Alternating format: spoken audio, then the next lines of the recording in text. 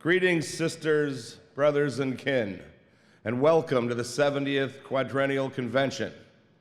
It's been 8 years since we convened in person, as our last convention was held virtually during the COVID-19 pandemic. It's great to see you all. I feel the energy and dedication and solidarity that you bring here. Our work here together will set the course for the future. We know that all of our efforts have better prospects of success when we pursue them together. The onslaught of challenges we've faced since our 2021 convention have proven that our collective strength is what carries the day.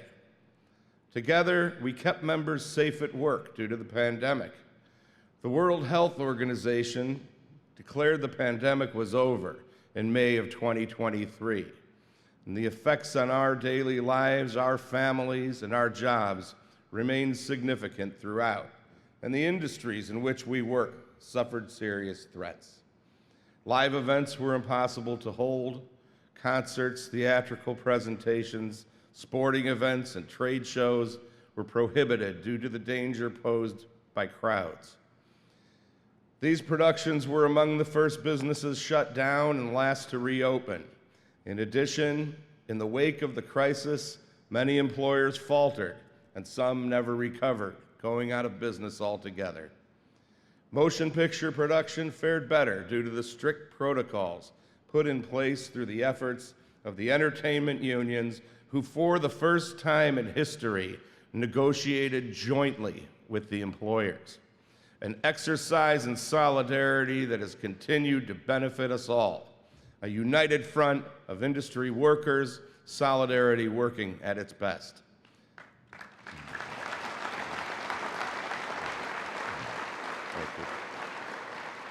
Our singular vision to help our members in need resulted in efforts from bringing food to the homes of members with high risk, assistance from industry charities, and successful efforts to bridge healthcare benefits expiring due to the paucity of available work and the inability of members to continue to qualify.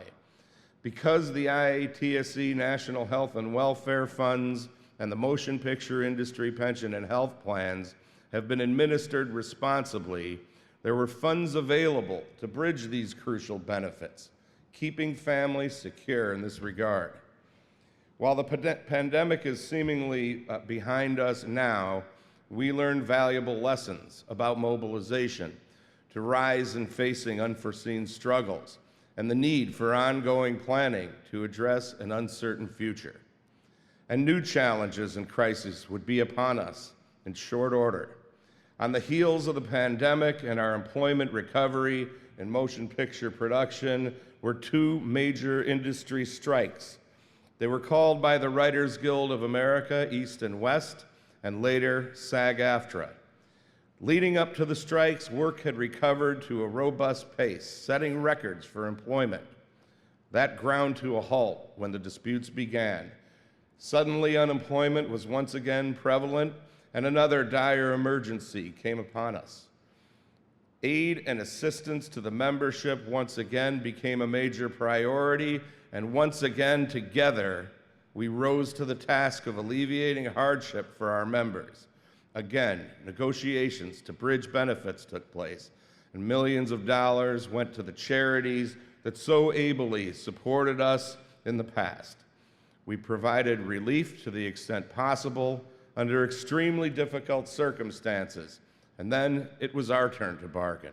The strikes were over, but the effects on our members remained economically profound. Artificial intelligence became a central issue in bargaining. We knew the matter was central to the cause of the Guild strikes. Our AI committee did admirable and difficult work.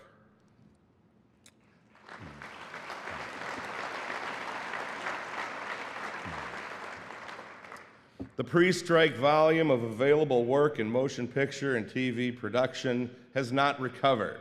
Some blame the strikes, some attribute the slowdown to the bursting of the bubble in the so-called streaming wars. And there is no doubt that globalization and competition from overseas tax incentives have eroded the universe of work available to our members. The Diversity, Equity, and Inclusion Committee continues its work toward the vision of a union, membership, and industry that are free from discrimination. The vision for the workforce to reflect the communities in which we work remains a priority. We completed the first member census ever, and it received significant support and participation from the local leadership and members. To chart our course into the future, we must know who we are. Only with knowledge can we advocate for fairness. We now have a baseline upon which we can measure our demographic makeup, and we'll use this information to champion causes that support all of our members by charting a course for a future that fosters opportunity, inclusion, fairness, security, and prosperity for everyone.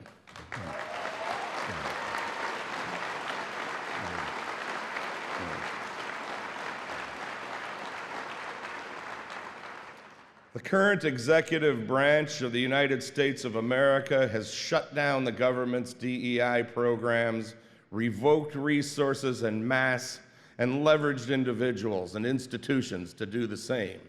Attempts to erase progress, rewrite history, and abandon those who continue to suffer hardship, oppression, deprivation, and inequality caused by discrimination must never be allowed to succeed, never.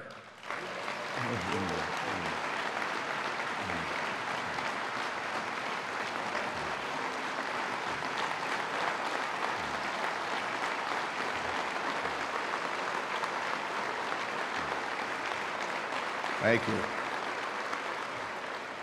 Stand up to racism, stand up to oppression, stand up to discrimination, stand up, push back hard, push back.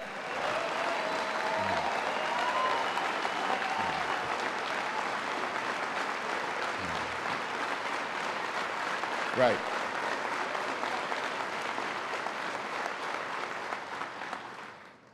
The women of the IATSE are an incredible, potent, and progressive force.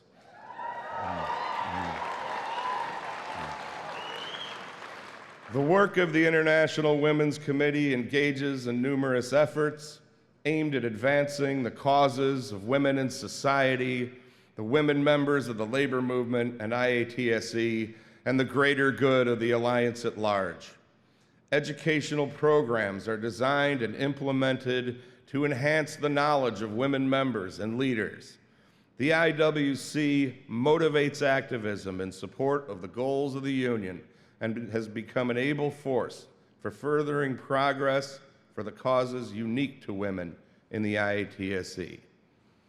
Advocacy ranges from support for political campaigns to working against biases, to charity events, to DEI issues and bystander intervention. Comprised of international and local officers and district designees, the committee has established a network throughout the United States and Canada supporting their efforts through solidarity. In the age in which we live, it remains critical that the labor movement support women on so many issues.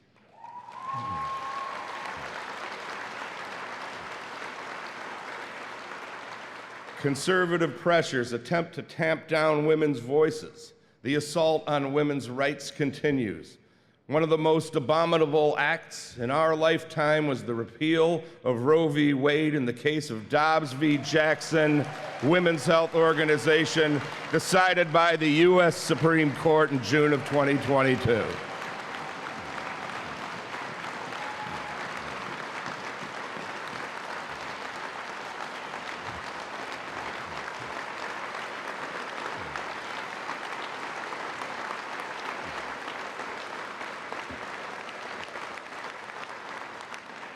The shocking decision revoked a woman's right to choose, decimating that protection and access to legal abortion after 50 years of precedent. Numerous states have enacted draconian laws and measures that threaten life and liberty for women.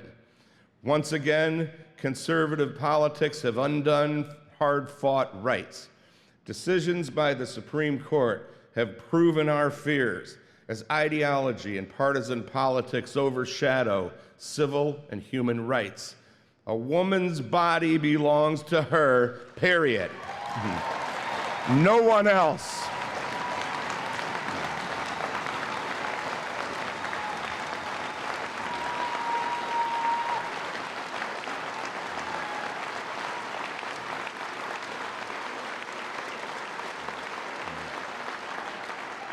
And I can think of no human right more fundamental, inalienable, and universal. Nonetheless, it is a reality in the U.S. today, and so we must continue to advocate for what is right, and so we shall. Our Pride Committee continues to progress with activism and coordination throughout the U.S. and Canada. The committee was recently expanded to include 7 new regional coordinators. The expansion is intended to motivate local action and build out the network in order to strengthen advocacy on behalf of the LGBTQ+ members and the community at large.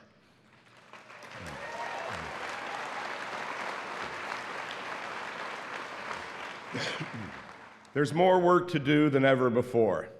Along with the ongoing attacks on civil liberty comes a renewed assault on the LGBTQ+ community.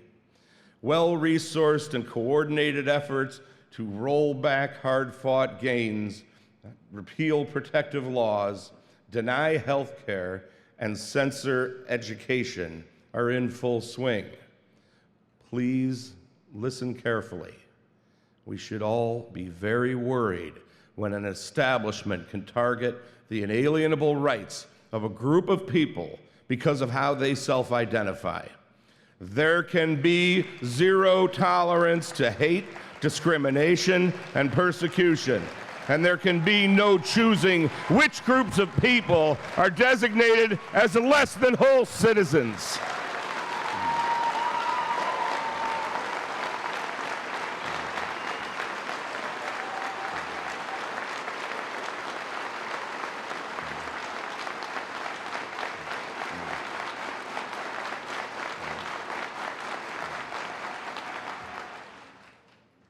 And we must never stand for injustice against a human being for who they are.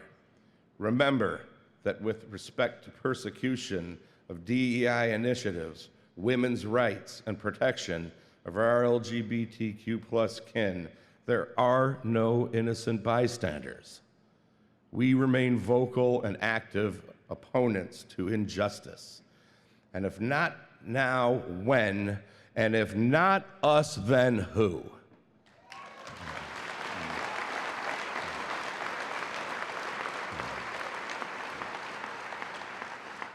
Our Young Workers Committee remains active as we're mindful about chartering our course for the future. The committee continues to hold conferences every 2 years in addition to meetings with those present at each executive board meeting. The essential work focuses on fortifying the next generation of IATSE members and leaders to grow solidarity and strength into the future. The members and leaders of the future must be provided with a foundation that will fortify and strengthen their commitment and enhance their understanding of all aspects of an effective, successful, inclusive, and progressive IATSE.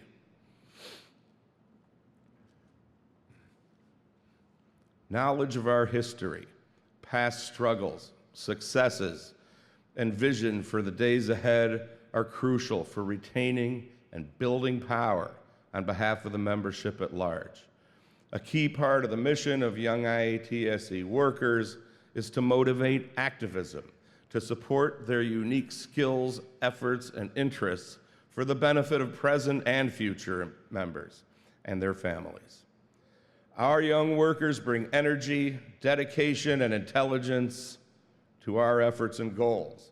They walk picket lines, organize new work, support political campaigns, and participate in their local unions. And we stand proud of their accomplishments and look to the future with great hope and confidence.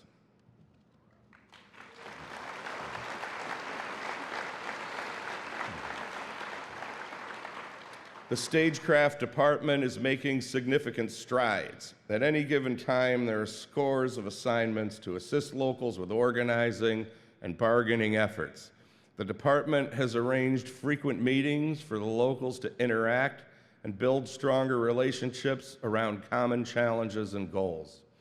This communication and solidarity network has allowed more strategic planning, and as a result, we become more effective and are accomplishing long sought-after results by unifying, leveraging, and pressuring employers throughout the U.S. and Canada.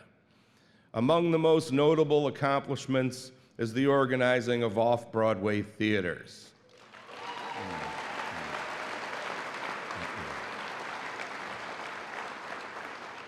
After an extended strike, there is now an IATSE agreement covering workers at the Atlantic Theater.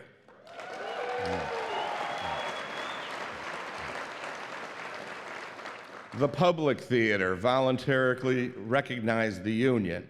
The Vineyard has entered into negotiations, as has Juilliard Productions. We're securing new agreements for theater workers who are deserving of a union contract.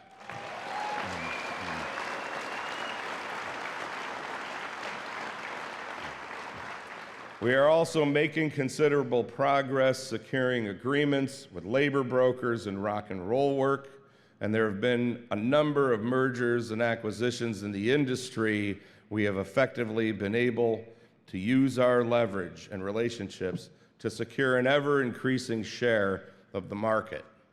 It should also be noted that significant progress was made in the last round of bargaining for the Pink contract, rectifying a number of long-standing issues and problems. Continuing to approve the agreement in future negotiation remains a priority for our members on the road. Yeah.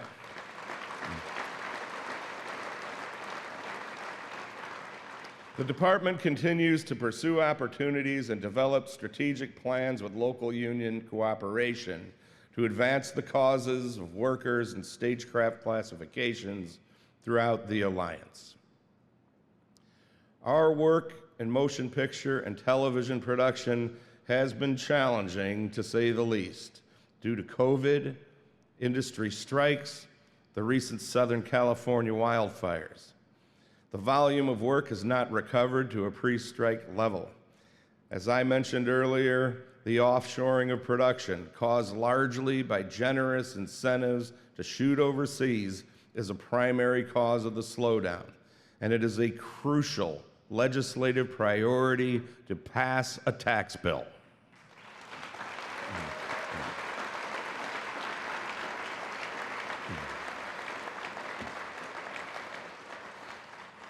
Unfortunately, the studios and networks locate productions based on numerous factors, the most important of which is cost. It's simply naive to think that patriotism or charity are considerations. It's about profits, investors, shareholders, and competition. And while the abandonment of an iconic American industry is reprehensible, shame is simply not a factor. We will continue to vigorously pursue jobs for our members. We must prevent our business from becoming an historic remnant of a once thriving industry. And we cannot and will never give up the fight for gainful employment for our members.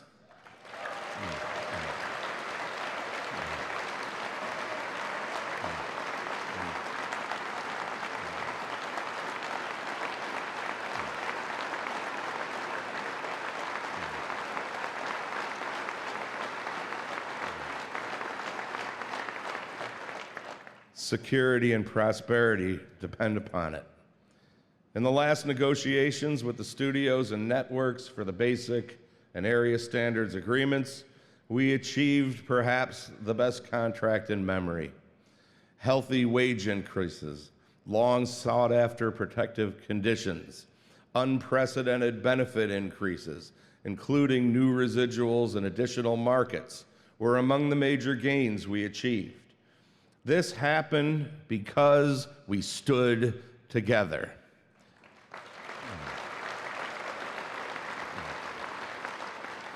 Hundreds of meetings were held. A bargaining training was developed to prepare the committees.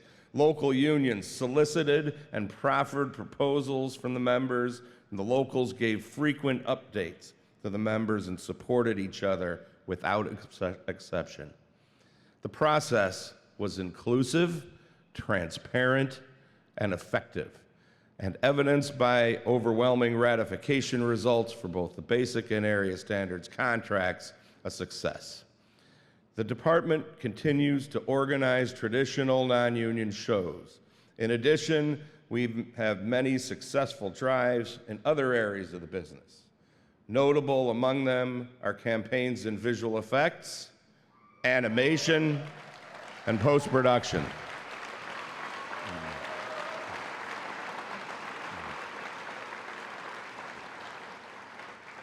And one of our largest organizing drives in recent history, affecting thousands of workers in the Production Workers Guild, IATSE Local 111, in negotiations for a first contract with the Association of Independent Commercial Producers.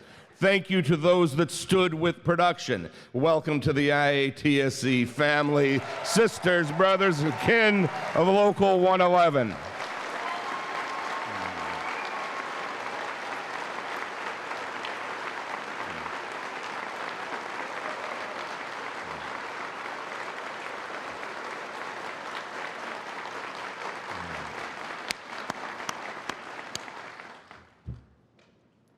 You show courage in the ongoing battle for fairness, and we're proud to have you.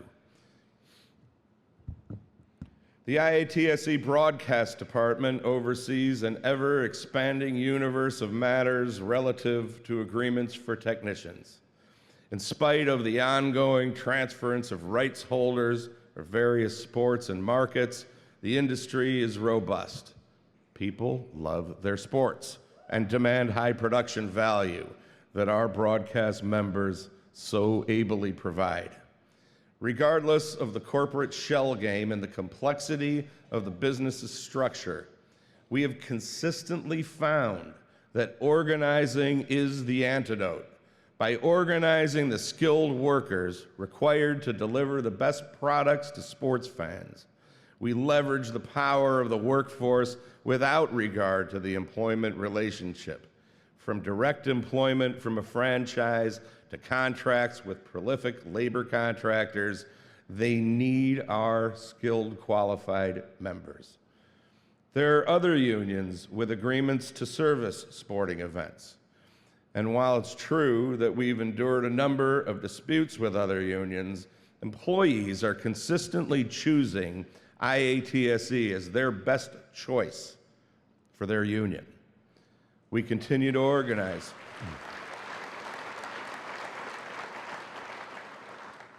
We continue to organize in new markets, charter new locals, and bargain successful first contracts. The broadcast department has made the IATSE a prominent player in the field. In cooperation with the locals, we continue to consolidate power that supports good wages, fair terms, meaningful health and retirement benefits, and a voice at the bargaining table. Like all workers, our brothers, sisters, and kin working in broadcast television are worthy of the security provided by these protections, and the work done is commendable.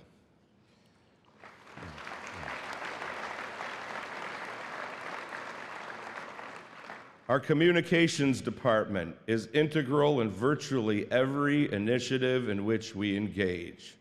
Staying current with evolving communication tools and traditional and social media, the department supports efforts in education, organizing, bargaining, labor actions, events, social causes, charity work, and political campaigns.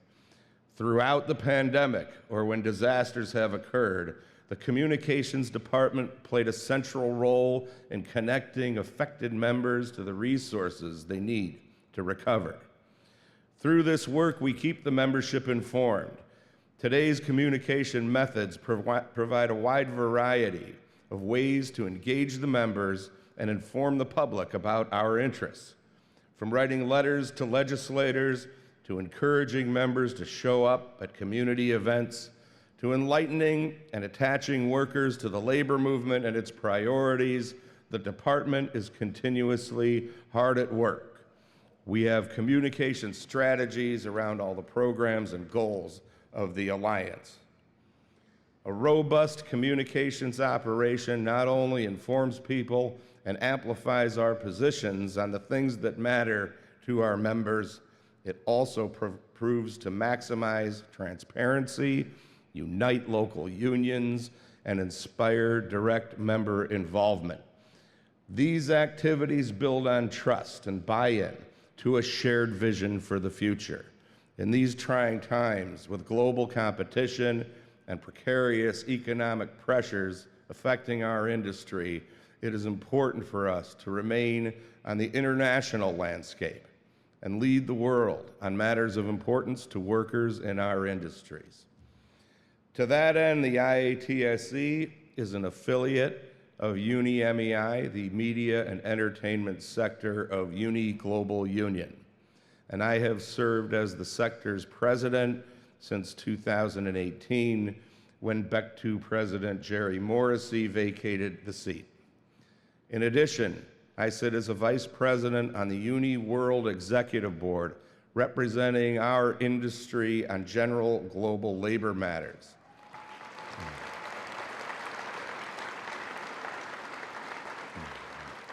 Along with the heads of the other global sectors from all industries.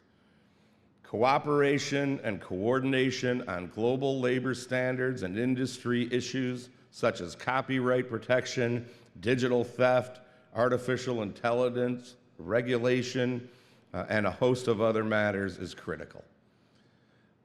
To the extent that we can advise and inform our foreign union counterparts with a goal of raising all ships, we all benefit. As of May 2025, UNI-MEI is comprised of 131 unions across 75 countries, representing around 500,000 entertainment workers globally.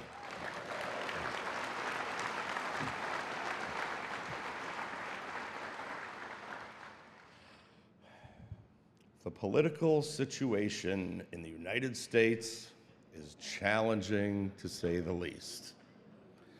And in the last election, we ran the most comprehensive campaign for U.S. President in IATSE history. We showed up with member turnout and big support for our endorsed candidate, Kamala Harris. And as we are now,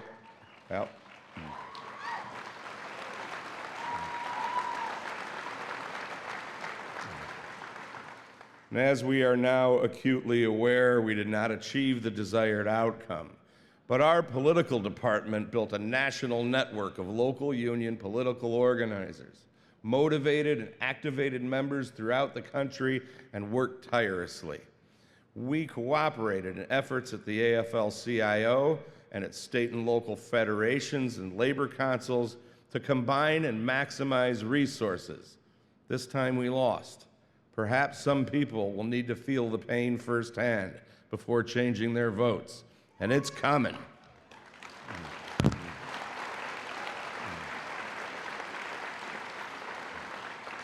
It's coming in a constant wave of union-busting orders and policies, widespread anti-worker initiatives as industry and government collude to capitalize on the current political environment. Project 2025 is in full swing, and its purveyor's goal is to diminish the power of labor, and it's taking root. Attacks on workers' rights, immigrants, health and safety, government workers, education, and civil rights are under assault.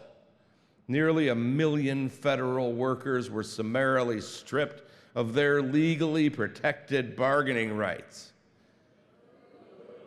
Illegal firings at agencies historically overseen by Congress continues. The failure to appoint NLRB members and the firing of board member Gwynne Wilcox left the National Labor Relations Board unable to function without a quorum.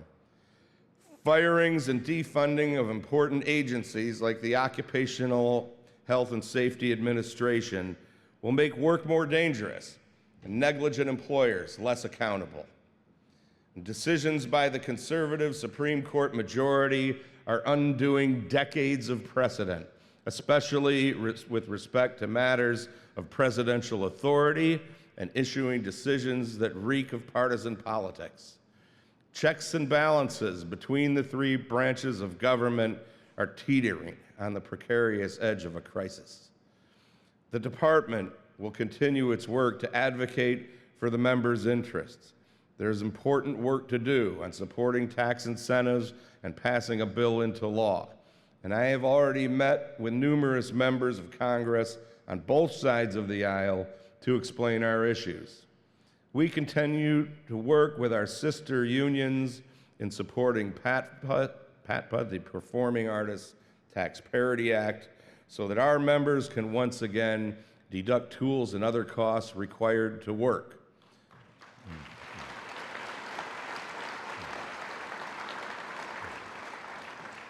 And we remain actively involved with organizations in the industry that are like-minded and support the same causes we do.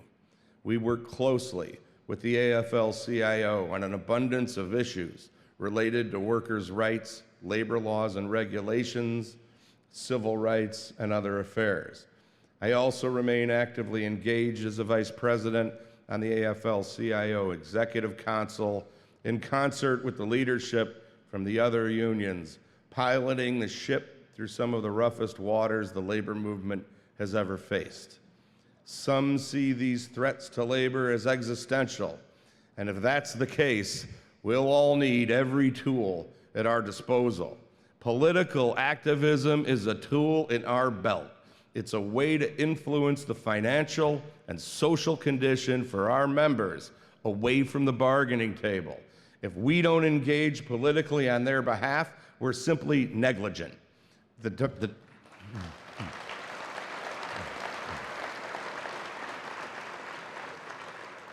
damage to the movement, unions, and our members and their families, and the members of every local in this room should be sufficient motivation to get engaged. So support people and laws that support us. Oppose people and laws that don't. It's that simple.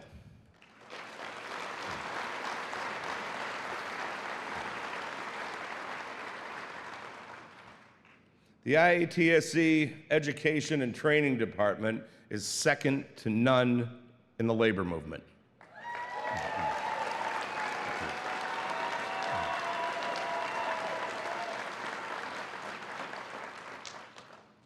Our comprehensive menu of leadership training options has the breadth to offer education on scores of subjects, from basic understanding of the core responsibilities of effective representation to the honing of individual skills like public speaking, supporting community activism, and internal organizing. Many of the programs the department developed are in response to needs and interests expressed by the local unions and membership. These educational opportunities equip leadership with the skills they need to act effectively on behalf of the members. They support our mission to further the social and economic well-being of the membership and their families, and we remain committed to safety and health on the job, to remaining the most skilled people in the business. To this end, we've developed programs and worked closely with the IATSE Training Trust Fund.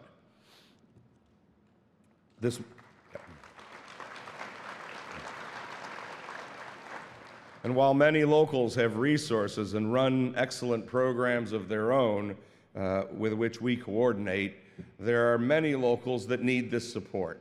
The IATSE Training Trust Fund is an independent trust with a board consisting of union and management representatives from various parts of the business. They exercise authority and guidance with respect to the mission, operations, finances, and other matters involved in administering the trust, which currently employs 17 people. To date, the trust has received over $52 million in bargained employer contributions.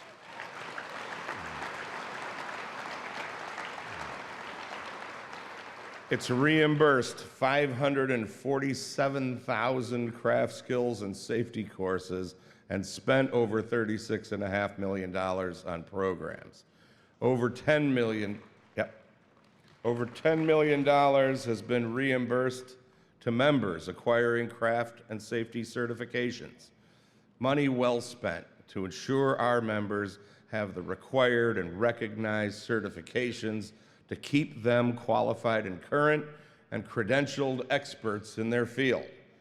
In 2024 alone, more than 38,000 workers were reached through the Training Trust Fund, and the employers pay for it all.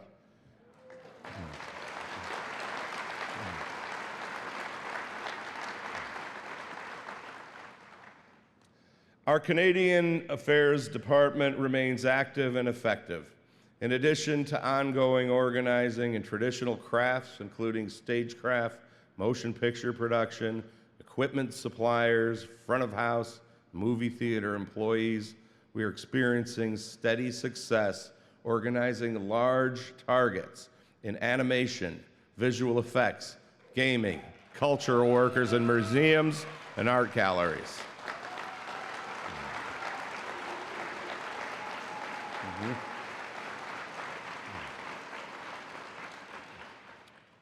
Our Canadian department, together with the affected locals, are leading the way in organizing these facilities, some of which provide services globally. Artists and technicians continue to seek us out as the go-to union for effective representation. We remain extremely active, with locals requesting assistance across Canada in a myriad of ways, including organizing and bargaining. Furthermore, we have established a strong political voice in Canada. We are now included in conversations with government in almost every discussion that affects our industry and our members. From local unions in various cities to provincial matters to group lobbying in Ottawa, we've embedded ourselves on the landscape to ensure we are a conspicuous and potent voice for Canadian members.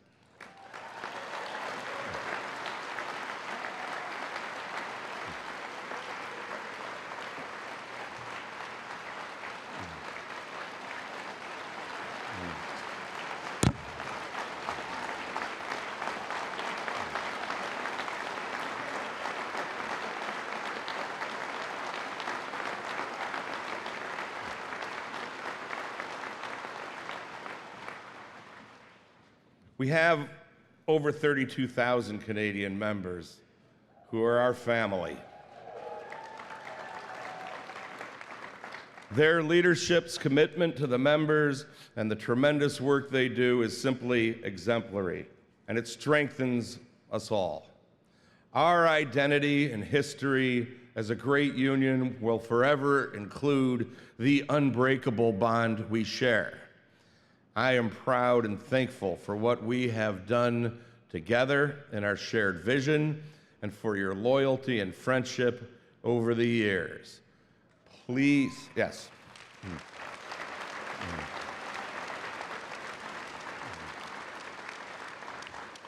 Please know that we in the U.S. will never forsake you, and we need you now, so do not forsake us either. We, the unions, the progressives, the tolerant, the inclusive, and the champions of real democracy under assault. We need the power and determination and resolve.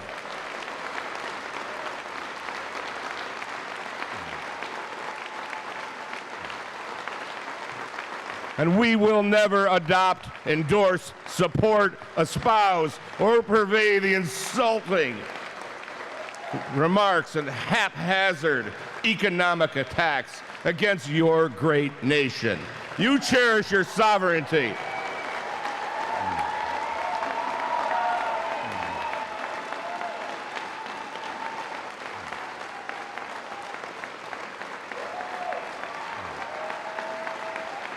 That's right.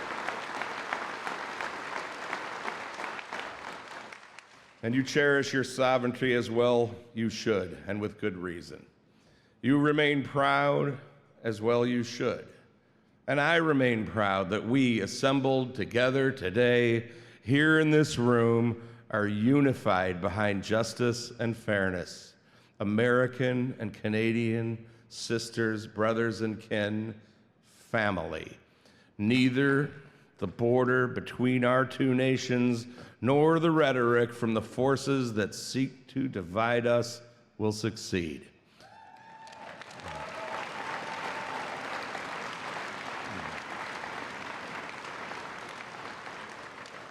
We're the closest natural allies on the planet.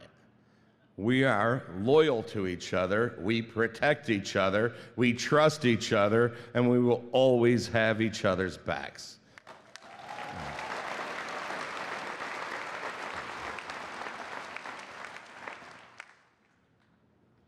Among the most important things we do for the membership is bargaining for meaningful health and retirement benefits and administering the benefit plans responsibly with prudent oversight. The IATSE National Benefit Funds, Motion Picture Industry Pension and Health Plans, the Canadian Entertainment Industry Retirement Plan, and the IATSE Canada Health Plans provide the aforementioned benefits.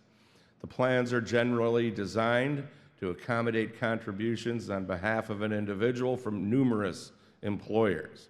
And while the contributions to quality for benefits in a given plan may vary somewhat, each has thresholds that must be met. The plans are affected by changes in the amounts contributed, the number of participants, the cost of the benefits, market factors for investments, and administrative costs. The trustees on these plans have faithfully executed their responsibilities to manage these plans. And throughout the industry crises, the reduced volume of work resulted in difficulty qualifying under a given plan. Due to the health of the plans, we were repeatedly able to bridge the gap to keep our members covered, providing security and peace of mind during already trying times.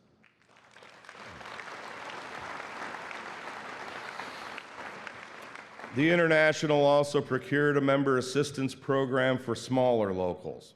Most large locals receive similar benefits through the aforementioned plans or plans of their own. But for those that do not, we filled an increasing need to provide support in the form of counseling, guidance, advice, and other services to alleviate hardship as much as possible. The picture would not be complete without acknowledging the tremendous work of the charities that unfailingly support us throughout times of difficulty. The Entertainment Community Fund,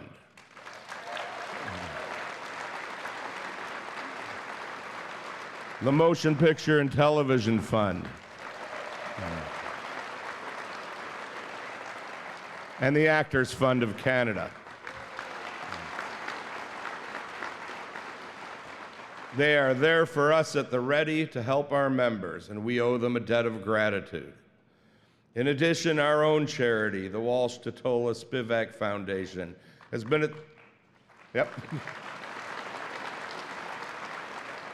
at the forefront of helping members, especially with hardship relief necessary due to the ever-increasing frequency of natural disasters. During the Southern California wildfires, we were able to quickly distribute financial and other assistance. The Los Angeles area locals made valiant efforts as well, acting in the true spirit of solidarity. There is no doubt that there is a correlation between global warming and the increasing frequency of catastrophic natural disasters. It is, after all, science.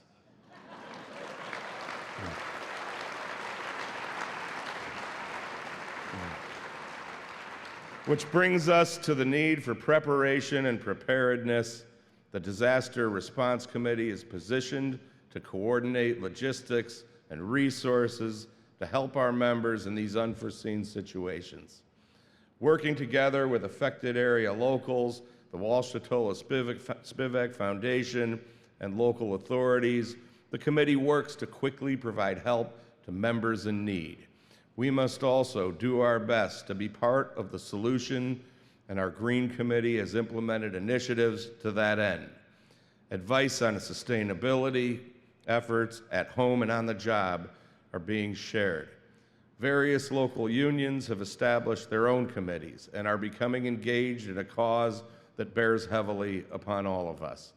We must have both personal and collective consciousness and make meaningful efforts to address the environmental crisis. The committee will continue its efforts in this regard.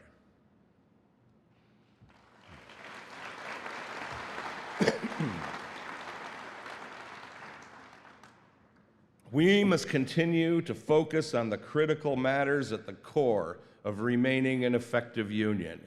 We can never take our eyes off the basics, the things that give us fuel to fight for the overall conditions of our members. We must always organize. We must always bargain hard, and not just for the essentials. We must always enforce our agreements, lest they are not worth the paper they're written on, and we must remain the preeminent technical and artistic labor force in the entertainment industry. We must always have a clear, uncompromising vision into the future, addressing the challenges of change with fervor, while seizing on the new opportunities that are invariably on the horizon. And we must always, always surround the most vulnerable among us with a fortified strength and permanent resolve, our principles for social and economic justice.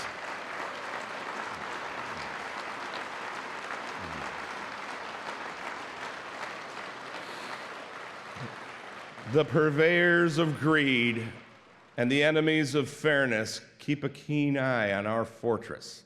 They exploit opportunities to surreptitiously weaken us. They are the long-standing, undisputed champions at dividing people. And while they divide and try to conquer, we as entertainment workers, as IATSE members, and as trade unionists with a collective conscience are the counterbalance. We are here as the champions of unity.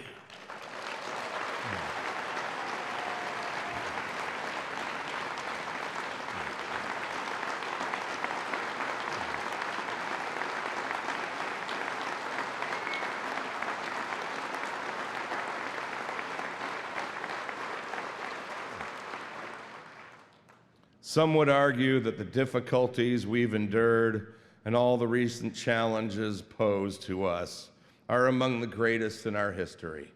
But we have faced great challenges before, and we will again. We remain resilient.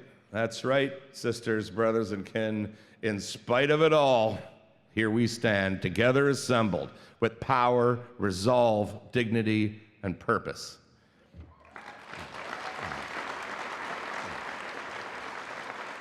The things we've accomplished and the heights to which we have risen, the losses we have suffered, and the battles ahead are the bond between us. It is our collective experience as trade unionists. We are truly all in this together. The foregoing conveys only a smattering of the work done in the past 4 years. Please read the entire report in detail. It's the submission to the convention assembled as is required under the International Constitution to support the record of our work since the last convention. But it's also a testament to our collective efforts. So much gratitude is owed to the General Executive Board and officers, the department directors and representatives, and the support staff for their tireless work toward a common vision. Thank you.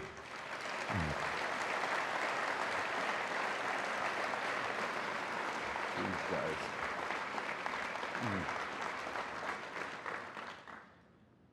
And to you, the delegates who have selflessly placed yourselves at the forefront of the challenges the members face, with true solidarity as frontline fighters in the battle for the most deserving and worthy cause I can think of, the security and prosperity of IATSE members. I remain honored and humbled to be your international president. Thank you very much. Thank you. Thank you.